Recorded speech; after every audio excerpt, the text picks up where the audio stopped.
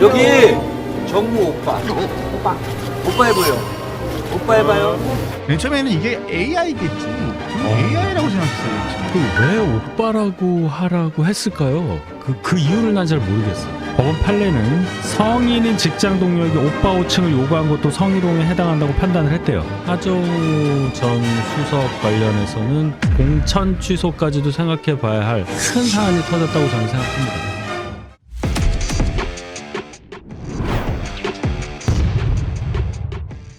네, 안녕하십니까. 2026년 5월 4일 유병수의 강펀치 시작하겠습니다. 오늘은 월요일입니다. 월요일의 남자 윤희석 전 국민의힘 선임 대변인 나오셨습니다. 큰 박수로 안녕해 주십시오. 안녕하십니까. 안녕하십니까. 네. 네. 자, 야, 이제 오늘로써 지방선거가 한 달 남았습니다. 네. 모든 지역이 다 뜨거운 상황입니다만 부산이 참 뜨겁습니다. 부산시장 선거도 뜨겁고요. 특히 또 부산 북구가 보궐선거도 굉장히 뜨겁습니다. 그런데 주말 사이에 기상천외하고 예상치 못했던 일이 나와서 충격적입니다. 저는 매우 충격적인데 제가 질문을 하나 드릴게요. 네. 우리 윤희석 대변인님이 보실 때 네. 오빠의 기준이 나이 위로 몇 살까지라고 보십니까? 밑으로는 할 수 없어요. 왜 밑에 그건 말이 안 되죠. 말이 안 되죠. 네. 오빠는 적어도 단자리는 지켜줘야 차이가. 단자리? 그러니까 10살 이상. 9살. 네. 9살까지. 그러니까 뭐 13살인데 오빠. 아니 뭐 큰 오빠일 수는 있는데 그런 거 말고 일반적인 관계에서 그는 언어 폭력이죠. 오라버니 어때요? 오라버니. 그것도 아닌가? 그냥 브라더. 브라더. 근데 오빠는 좀 요새 많이 변했잖아요. 그 혈육 친오빠에게는 오빠로 잘 안 하고 본인 말씀하시는 거예요? 호칭을 잘 안 해. 저는 한 살 차이라 그래요. 여동생이 한 살 차이라 여동생분이 호칭을 서로 잘 안 했어. 뭐 그건 이해해. 야 합니까? 그럼 죽죠. 그렇진 않겠죠. 예. 근데 어쨌든 근데 그 오빠 호칭을 본인 남편한테 하더라고요. 그래서 그런 식으로 바뀌더라. 뭐 거기까진 그럴 수 있다고 치는데 예. 이거는 제가 어제 영상 보고 너무 놀래가지고 이게 뭡니까 이게 지금. 이 초등학교 1학년 여학생에게 아. 정청래 민주당 대표 압도적으로 당선이 됐고 이제 8월 달에 연임에 도전하는 정청래 대표 민주당의 대표입니다. 정청래 대표가 부산 북갑에 출마한 하정우 후보의 지지를 호소하러 갔죠. 갔죠? 네. 그 시장을 또 간 것 같아요. 시장인 것 같아요 거기가. 그 북구 구포시장이잖아요. 구포시장. 예, 저 어제 거기 있었어요. 손 털다가 인사 아니, 쭉 손을 하고. 이렇게 맛깔나게. 근데 이렇게 턴 것도 있었고 그냥 이렇게 한 것도 있었고. 맛깔나게 이렇게 한 것도 해주자고. 있었고. 쏘리 뭐 하는 건데 왜 이런 걸 안 만드는지 몰라요. 쏘리. 그런데 하정우 후보의 지지를 호소하는 과정에서 초등학교 1학년 여성에게 오빠 해봐, 정우 오빠 해봐라 이게 이런 장면이 있었어요. 또 정말 맨 처음에는 이게 AI겠지. 저는 AI라고 생각했어요. 맨 처음에. 왜 오빠라고 하라고 했을까요? 그 이유를 난 잘 모르겠어. 아니 정말 이해가 안 되는데 뷰구라고 쓰고. 뷰구의 하정우 후보가 또 그냥 가만히 있으면 될 텐데 오빠라는 얘기를 또 들으면서 좋아했죠. 그러더니 어머님인가요? 그 이모님. 초등학생의 어머님이에요, 이모님. 이모님한테 아이고 이모님 예쁘시네. 이쁘십니다. 너무 미인이십니다. 또 이거는 뭡니까? 이게 하하. 뭐라고 말씀을 못 드리겠어요. 그러니까 이분이 준비가 안 됐다는 거는 뭐 당연한 얘기인데 이거는 정치와 관련 없는 얘기예요. 솔직히 얘기하면. 일반적으로 정치 안 하는 사람끼리도 그렇게 아이한테 그러면 안 되는 거 아니에요. 그 엄마가 보면은 기분이 좋아요? 이 어린이날부터 그 뭐한 짓이에요 도대체. 참 어린이날입니다. 내일이 어린이날 앞두고 나이 50 먹은 사람에게 오빠라고 부르라고 몇 번이나 강요를 하던데 참 그 아이의 심경에 대해서 정말 다시 한번 이 오빠라는 안타깝다는 호칭이 이렇게 말씀을 변형된 거에 더 나가가서 현실 친오빠 입장에서 꼭 하는 얘기는 아니지만 한국 사회에서 나이 많은 남성이 나이가 아주 어린 본인하고 나이 차가 많이 나는 어린 여성을 향해서 오빠 호칭을 듣고 싶어 하는 그 심리를 우리가 생각을 해봐야 되는 거 아닙니까? 어린이에게 그게 무슨 뜻입니까? 자, 한번 한번 장면을 한번 볼 수 있을까요? 네, 보겠습니다. 여기 정우 오빠. 오빠 해보여. 여기 정우 오빠. 오빠 해보여. 오빠 해보여. 오빠 해봐요.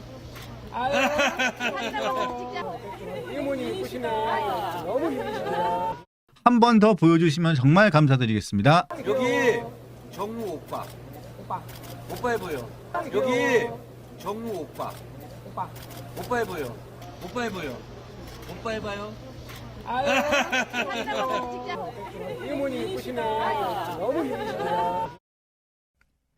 자, 조금 이따가 또 앵콜을 계속 원하시는데 앵콜은 좀 더 또 해드릴게요. 이거는 뭐 제가 나쁜 걸 트는 것도 아니고 있는 상황을 트는 건데 너무나 화가 나기 때문에 이 상황을 봐야 됩니다. 하정우 수석의 나이가 77년생입니다. 생일은 지났다고 해요. 그러니까 한국 나이로는 뭐 50인데 이제 좀 만나 있으니까 49입니다. 저하고 한 살 차인데 저는 생일이 안 지났으니까 저는 어린이에게 오빠라는 얘기를 듣고 싶지 않습니다. 오빠라는 얘기를 강요하지도 않을 것이고 상상조차 해본 적이 없습니다. 망설이는 아이에게 두 사람이 번갈아 가면서 어린이에게 얘기를 했어요. 오빠라고 해보라고. 네. 이거 국민의힘 성일종 의원은 야. 아동학대라고 비판했고 여러 학대죠. 변호사들 법률가들은 이건 아동학대 범죄다. 학대죠. 자, 말씀 좀 해주십시오. 어제 뭐 제가 얘기하는 것보다 법률가인 주진우 의원이 이 밝힌 내용을 좀 설명드리는 게 훨씬 합리적일 것 같아요. 네. 주진우 의원이 뭐라고 했냐면 법원 판례는 성인인 직장 동료에게 오빠 호칭을 요구한 것도 성희롱에 해당한다고 판단을 했대요. 그러니까 성인 직장에서 별 관계도 없는데 오빠라고 해봐 한 것도 성희롱이다라고 판단을 했다. 그런데 아동복지법 17조는 아동 대상으로 하는 성희롱 등의 성적 학대와 정서적 학대 행위를 징역 10년 이하 형사처벌에 처벌한다. 징역 10년 이하 형사처벌한다. 여기에 해당할 수 있다. 이 정도로 센 얘기라고 볼 수도 있다는 거죠. 아유, 근데 나 참 친명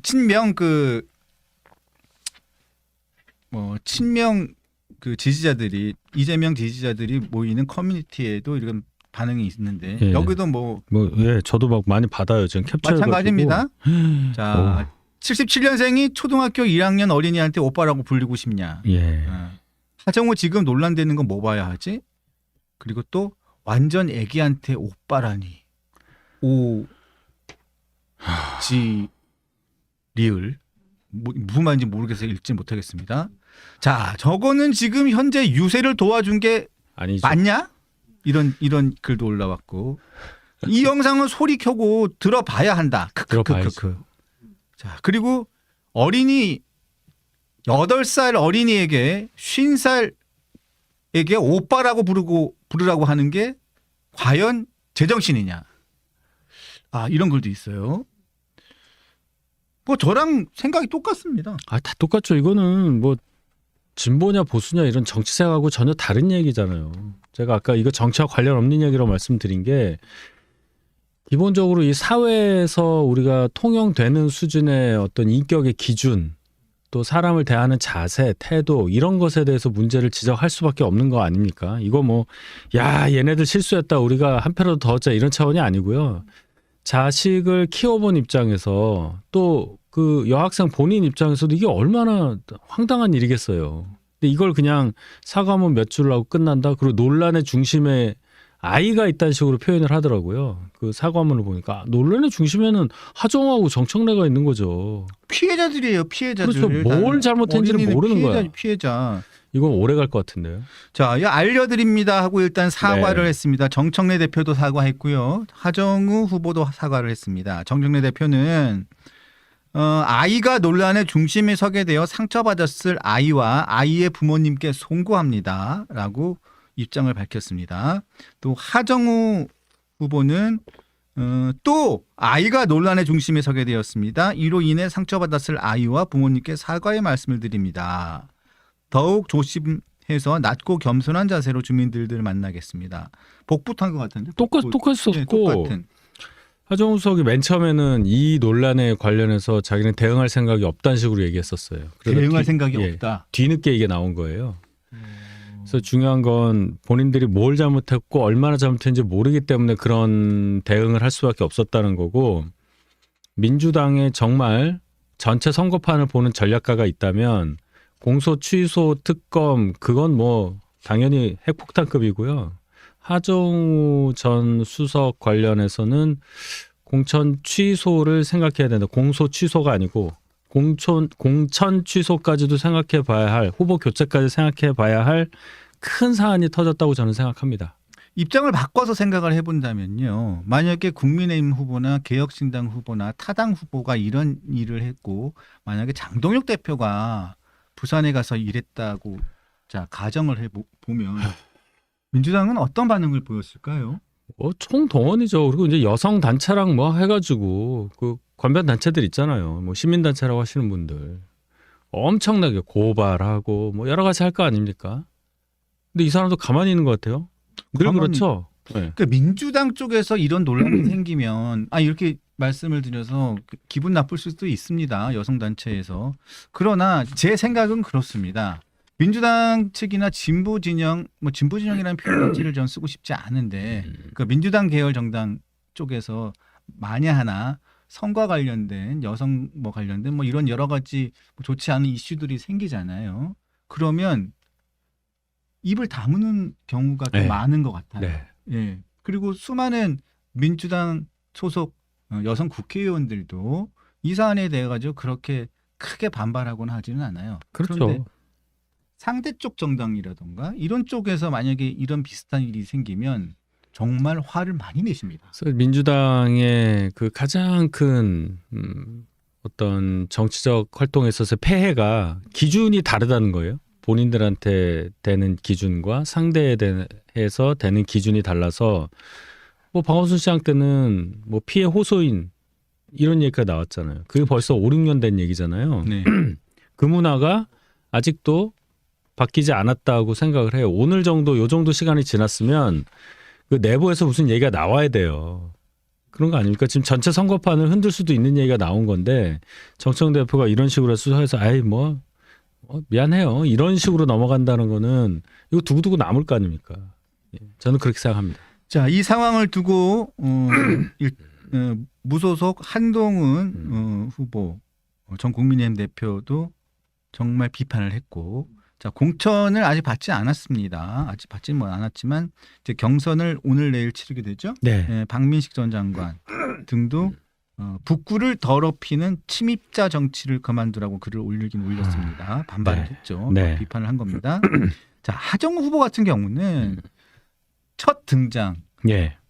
첫 테이프를 손털기 논란으로 끊었어요. 이 부분도 아직도 논란이 계속 되고 있거든요. 그렇죠. 이제 태도 논란인데, 기본적으로 유권자를 대하는 자세. 유권자들은 이렇게 재보궐이니까 관심이 집중되고 하나의 그냥 국회의원 선거구보다 훨씬 더 큰 정치적인 의미를 가지는 지역이 돼버렸잖아요. 부산 북구 갑 지역이. 그럼 준비를 많이 해와야 될 텐데, 저는 오차림부터 좀 그랬었어요. 시장을 가는데, 시장 가는 게 정해져 있었잖아요. 열차 타고 온 걸로 아는데 그 안에서 충분히 저는 환복할 수 있었다고 봐요. 그렇죠. 뭐 거기까지 좋은데 이제 넥타이가 또 그런 넥타이였다.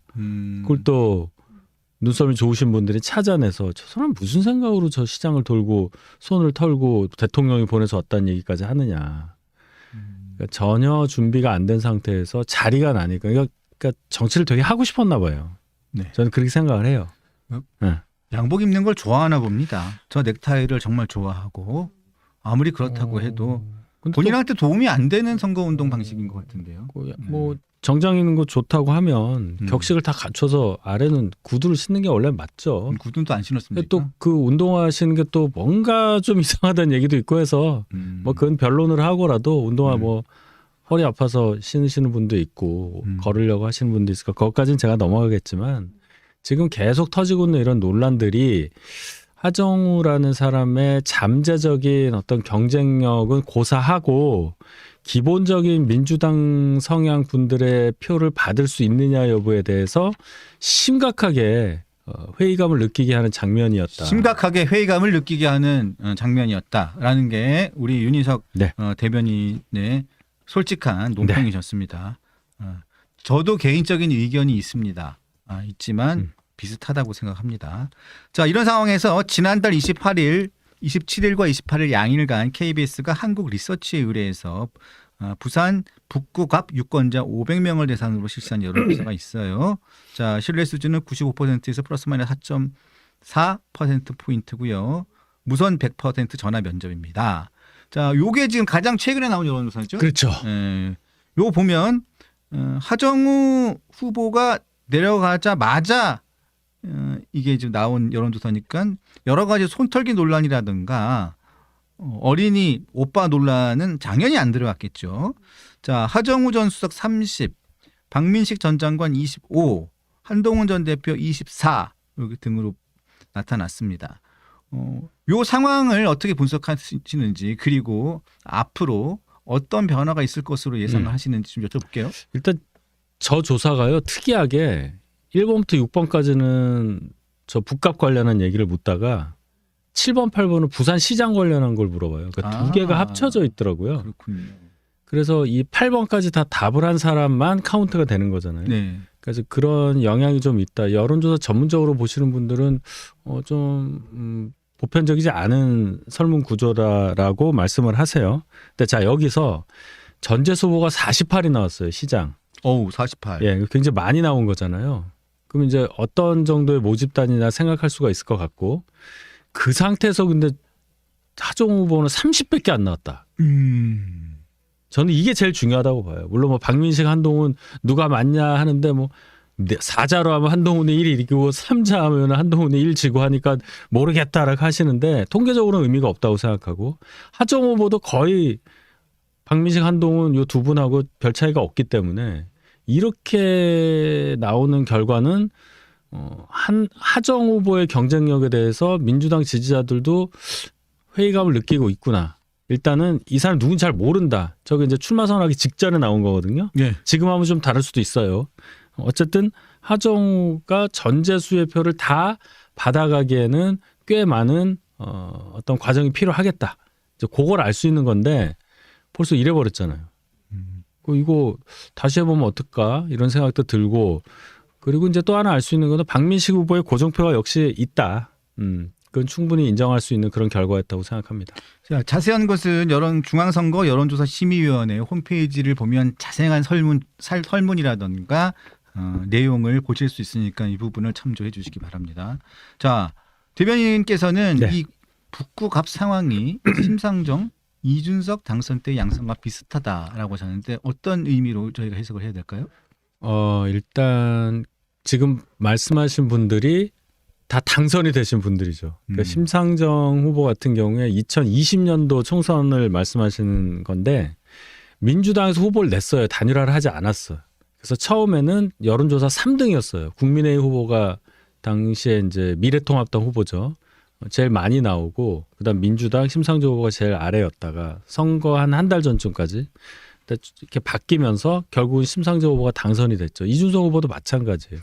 그렇죠. 그래서 결론적으로 이제 3자 대결을 할 때 일반적인 후보라면야 3자 대결에서 갈려지는 쪽이 이긴 경우는 보기가 어려운데 그 3자 대결 속에서 굉장히 인지도가 높고 그 인지도가 정치적인 호감으로 연결될 수 있는 요소를 갖고 있는 사람에게 결국은 가더라. 그러니까 소위 말하는 부동표 내지는 약한 어떤 상대 지지표가 그쪽으로 쏠리는 경향이 생기더라. 그런 실례가 지금 말씀하신 심상정, 이준석, 고향 모델, 동탄 모델 뭐 이런 얘기가 나와요. 그럼 이제 이번에는 어떻게 될 거냐. 북갑에 이제 세 분 중에 한동훈 후보를 그런 분이라고 가정을 하면 그럴 수도 있겠구나라고 분석하시는 분이 충분히 나올 수가 있고, 반대로 그게 같냐? 박민식은 그 동네에서 선거 4번이나 한 사람인데, 그리고 하정우는 강력한 여당의 후보인데 대통령이 뒤에서 백업하고 있는데 그게 같아? 그렇게 보실 수도 있으니까 지켜봐야죠. 네. 자, 부산 북구갑뿐만 아니라 부산 그리고 경남 그리고 울산, 네. 대구 네. 이쪽 지역의 선거 분위기가 많이 달라지고 있고 네. 보수의 결집이 나타나고 있다는 평가들이 나오고 있습니다. 해석들도 나오고 있고 이 각각의 여론조사에 대해서는 설명을 해드리면 저희가 다 이 부분을 다 말씀을 해드려야 하기 때문에 다 하기가 좀 힘들고요. 오늘 좀 그 부분들을 좀 상징적으로 볼 수 있는 여론조사가 하나 나왔는데 리얼미터 여론조사가 하나 있습니다. 리얼미터가. 자, 리얼미터 조사를 보면 잠깐 저도 한번 찾아보겠습니다. 네. 리얼미터 조사를. 자, 이재명 대통령의